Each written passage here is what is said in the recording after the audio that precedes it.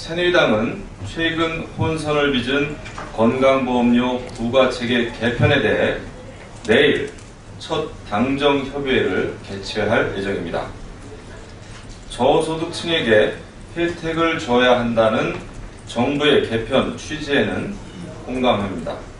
다만 정부가 어떤 문제점으로 인해 정책에 혼선을 빚었는지, 정책에 어떤 점을 수정하고 보완해야 하는지에 대해서는 신중히 검토해서 판단할 예정입니다.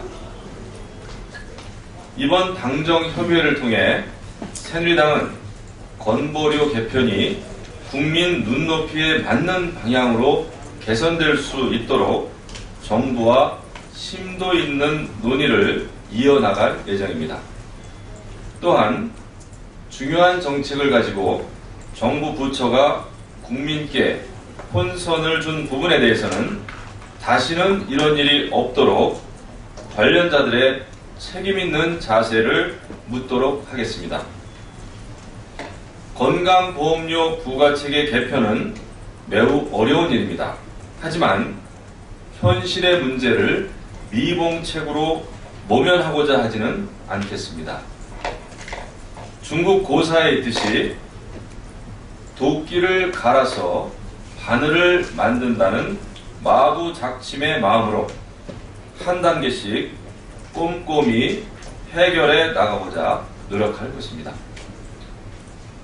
아울러 경제, 복지를 비롯한 산적한 현안들에 대해 당정청이 정책을 협의하고 조율하기 위한 협의기구도 빠른 기일 내에 출범시키도록 하겠습니다.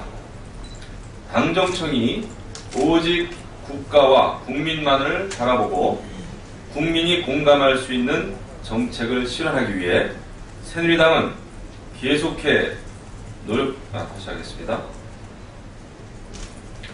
당정청이 오직 국가와 국민만을 바라보고 국민이 공감할 수 있는 정책을 실현하기 위해서는 새누리당은 계속해서 노력할 것을 국민 앞에 약속드립니다. 다음은 일본 평화헌법과 관련된 내용이 되겠습니다. 아베 신조 일본 총리가 테러 단체인 이슬람 국가 IS의 일본인 살해 사건을 계기로 평화헌법 개정 의혹을 또다시 드러냈습니다. 지난 3일에 있었던 참의원 회의에서 아베 총리는 자국민의 생명과 재산을 지켜야 한다는 명분을 내세우며 전쟁과 무력 행사를 금지한 헌법 9조를 개정하겠다는 강한 의지를 보였습니다. 침략의 역사에 대해 철저한 반성 없이 군사 대국화의 길을 걸으려는 일본의 태도가 매우 우려스럽습니다. 일본인을 살해한 IS의 반인륜적 범죄는 비난받아 마땅합니다. 하지만 자국민의 슬픔을 일본의 재무장과 극우 노선 강화로 악용하는 것은 희생자의 명예를 훼손하는 또 다른 형태의 반인권적 만행이 될 수 있습니다. 특히 헌법 구조가 평화의 의미 말고도 과거에 대한 반성의 의미가 내포되어 있는 만큼 이를 개정하려는 것은 신제국주의의 발상이자 군국주의의 부활입니다. 평생 동안 분쟁 지역을 누비면서 전쟁의 참상을 알려온 일본 언론인 고토 겐지 씨의 죽음이 더욱 안타까운 이유입니다. 그의 모친은 아들의 죽음을 슬퍼하면서도 슬픔이 증오의 사슬을 만드는 것은 다시 하겠습니다. 그의 모친은 아들의 죽음을 슬퍼하면서도 슬픔이 증오의 사슬을 만드는 것을 원하지 않는다라고 언급했습니다.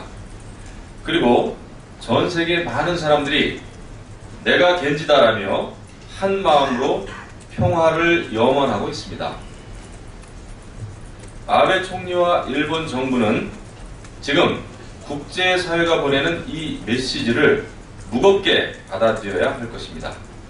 그리고 평화헌법을 개정하고자 하는 것은 자국 내 시도가 바로 증오의 사슬을 만드는 다시 하겠습니다. 그리고 평화헌법을 개정하고자 하는 시도가 바로 증오의 사슬을 만들고 전 세계가 약속한 평화를 무너뜨리는 일임을 명심하기를 바랍니다.